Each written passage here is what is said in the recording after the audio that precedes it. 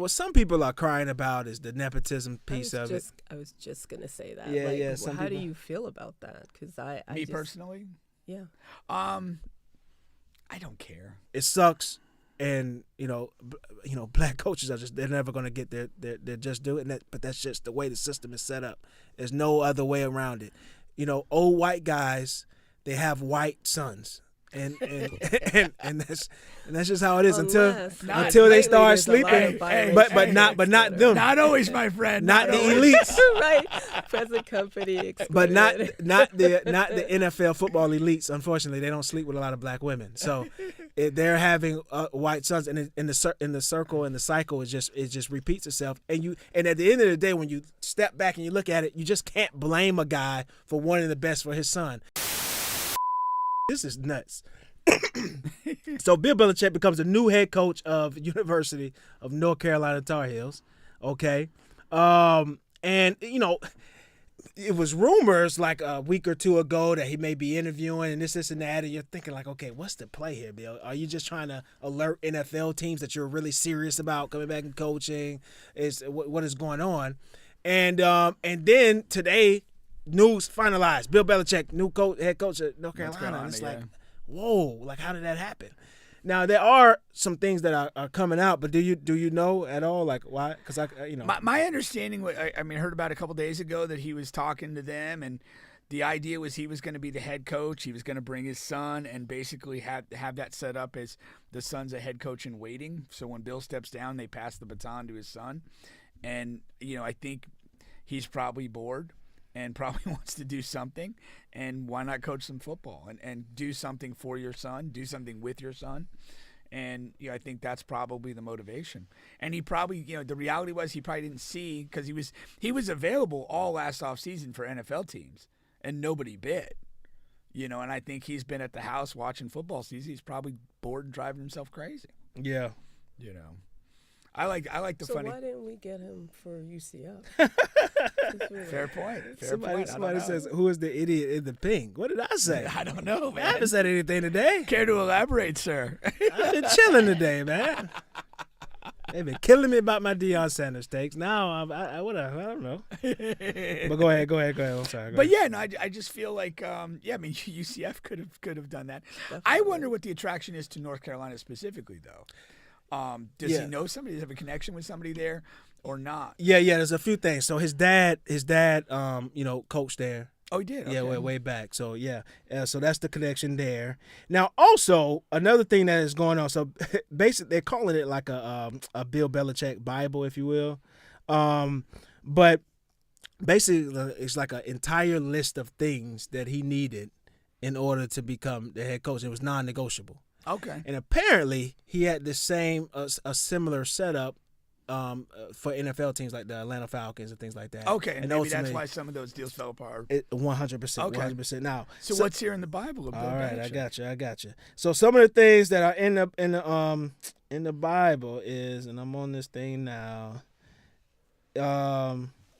Okay, contains structure, payment plans, staffing choices, salary minimums, like position by position as far as on the football team, that will require historic levels of investment from the school. Okay. To appease Belichick, the school would also have to commit to hiring a coaching staff run by Belichick and a recruitment staff run by a sitting college GM who would need to be brought on out of his current contract. Okay. And then also the thing about his son is his son would be the coach in waiting. Right, yeah. Yeah, automatically. So he signed a 3-year deal, $10 million a year, and then his son would automatically become the coach after. Yeah. And that's, if you go back to Bobby Bowden and Jimbo, that was the arrangement. When Jimbo was brought in as offensive coordinator, it was offensive coordinator and head coach in waiting. So it was clear to everybody when Bobby left that Jimbo's your guy. Yeah. And so a couple of other places have done it, but I know that specifically from FSU. Now, what some people are crying about is the nepotism piece of it. I was just going to say that. Yeah, how do you feel about that? Because Me personally? Yeah. I don't care. I don't, the son coached with the Patriots. He was at Washington this year. Washington, the college, not the Commanders. He's a football guy. I mean, we'll see if he's any good as a head coach. Why can't he just get a job on his own? Why does his daddy have to set up something for him? Because that's just how it happens. That's what leverage is. I think, and that's the piece that we're missing, because a lot of people are talking about it, and listen, it sucks, and black coaches they're never going to get their just due, but that's just the way the system is set up. There's no other way around it. Old white guys, they have white sons. And that's just how it is until they start sleeping. But not them. Not always, my friend. Not the elites. Right. Present company excluded. But not the NFL football elites. Unfortunately, they don't sleep with a lot of black women. So they're having white sons, and in the circle and the cycle it just repeats itself. And at the end of the day, when you step back and you look at it, you just can't blame a guy for wanting the best for his son. I coached, and he's been up under me since he's been a baby, so he knows football. I made sure he knows football, and he wants to coach. So yeah, of course, I want him to be afforded with all of the best opportunities possible. And that's what any guy is going to want for his son. Well, that's what LeBron did for his son. That's what LeBron did. Absolutely. When I'm people, like, I was that. there's a reality when you have leverage. But here's at the end of the day, here's the thing. If you have leverage, you can try to make these things work. But at some point, the kid has to stand on his own. Right. And Bronny's going to have to succeed as an NBA player. It looks like he probably won't. Yeah. And that there's going to be a reality to that. Belichick's kid, in 4 years when he takes over he's going to have to stand on his own. Yeah, it's not a lifetime and the contract. Either going to be successful or not. If he sucks, they're going to fire him. Yeah, exactly. Exactly. Yeah. The game will sort it out. Yeah. Like that's just the reality, because there's too much money, there's too much desire and need to win and succeed, that if you can't do that, it'll expose itself. And unfortunately, the guys, the black guys that have had leverage in sports, their sons have just either haven't been good enough or haven't had any interest. I'm sure if Magic Johnson's son, if he was. I'm just saying. But that's a guy who had What's leverage. His name? Paul Silas's son is an NBA coach. Yeah, Paul Silas. It's not. It's it's not to the degree or to the yeah. It's not completely exclusive, but he's a guy that was around the pro game, but he's not was never an NBA guy in his own right, but got into NBA level coaching. Has had some head coaching jobs in the league. It just doesn't bother me that much, because I think two things. It's like, if any one of us had the leverage, we would utilize it to our advantage. But at the end of the day, the game will sort it out. Like, the guy's at some point, he's gonna have to stand on his own and either succeed in the job or fail. Yeah, I agree with that. Eventually, but I think my issue is just like, and I probably was like one of the few people that I knew that had an issue with LeBron and Bronny. Like, I was like, he doesn't deserve that spot. But I get it, because if that was my husband and he had the ability to do that, I would be like, you better do it. So, but women always fucking shit up. Yeah. He better do it. Yeah, that's probably how it goes. Yeah. Now we know it. It's probably the woman in the background every time. It's Sabrina. What's her name? What's her damn name? LeBron's wife. LeBron's wife. That's her name. That's her. She's over there causing trouble. She was like, "You better get there. You better get Bronny over now." That's too funny. No, yeah, that's good stuff for sure. But yeah, I'm more curious of the fallout of like LeBron, and that going in to get Bronny there and it not working out. What's the fallout of that? Yeah, there will be some. There will be some. I don't think so. 100% there will be some. I'm not talking publicly. I'm talking internally. Oh. There's like, he will have guilt, on some level, that like he pushed this, he made it happen, and this is under the scenario which I think is most likely, is that Bronny never becomes an NBA player of any significance. He'll have guilt over that. He pushed him into the forefront, and it's really kind of crumbled around him. And Bronny himself is going to have to deal with some stuff, like on the back end of this, if it ends in 2 years or 4 years, of like, hey, I kind of did all this stuff, but like I was always kind of resented for doing it, and this, that, and the other. There's going to be some mental and emotional baggage internally for both of those guys. Yeah. Savannah. Chris says Savannah. Savannah. Yeah, that says Savannah. I know Yeah. it Yeah. starts with an S. Yeah. Yeah. Now with this build thing,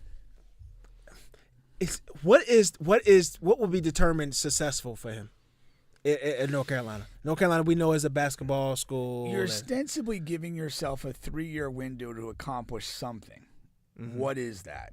Right. You know, so I would say if I'm Bill Belichick, I need to get in the damn playoff. Mm. If Have I they been coach in the these playoffs? Like, I the didn't playoff even know just they start- had a no, football we have the team. 12-team playoff started this year. It's the Well, first you know, year of I it. do know that they Yeah. have a So football I mean, team. at the very least, I'm looking at this saying, you know, I got to get this team in the playoff. That's the goal. We'll get in the playoffs and see what happens. But in a 3-year window, that's your objective.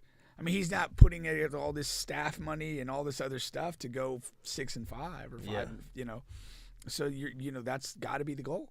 Yeah. And he's a competitive guy. You want to win. You're not going to tolerate losing. You know, Right. that's, part of it. I said it earlier. Like, he's probably bored, like doing doing the fucking Manning cast and telling old Lawrence Taylor stories on every podcast. I in the mean, country. like literally every podcast. That's in the it. country. Like, that's boring. There's when you're a competitive person, there's a But competitive Lawrence Taylor fire. stories are very Epic. Oh yeah. Yeah. I I haven't heard a boring entertaining. one yet. I Entertaining. love Lawrence Taylor stories Yeah. for sure. But I'm just saying, like, Better than Dennis Rodman stories. maybe, I don't know. I tried. The Dennis No, Rodman I think- stories. I don't know. tried.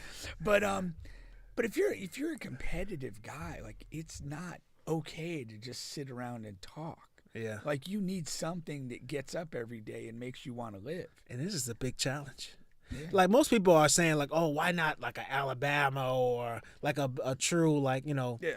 But this is a challenge, and shit. If he Well, can't it's turn this around and get this team into the playoffs, that's But crazy. we say this, but it's a challenge, but it's also an excuse. You go to North Carolina, you get this team in the playoffs in a 3-year window. You walk away a hero. Yeah. You go to Alabama, you go to a bigger school, you go 3 years, you don't win a title, you're a failure. Yeah. Right. You got to look at how this is hedging your bet. Yeah. Right. And with North Carolina, I mean, it's a prestigious school. I'm sure they can muster a lot of money. Hit up Michael Jordan for a few bucks. Like, seriously, like, Yeah. and he's looking at it that way, and you can maybe kind of make a run and see what happens. Yeah, for sure. For sure. But there's an element of this where you're hedging your bet. You're not putting yourself in that top 5 program where you have to do it or you're a failure. You're giving yourself an out. Hey, I went to North Carolina. When's the last time they won anything? And I got them here. I did this. It's just kind of like, He has nowhere to go but up. in well, other that, but words. you're also just protecting yourself in the high end. Right. Because you don't have that real expectation that, hey, man, there's no way Belichick shouldn't win 2 titles in 3 years there. But if he went to Alabama, Right. that's exactly what they Yeah. would want. No, for sure. For sure.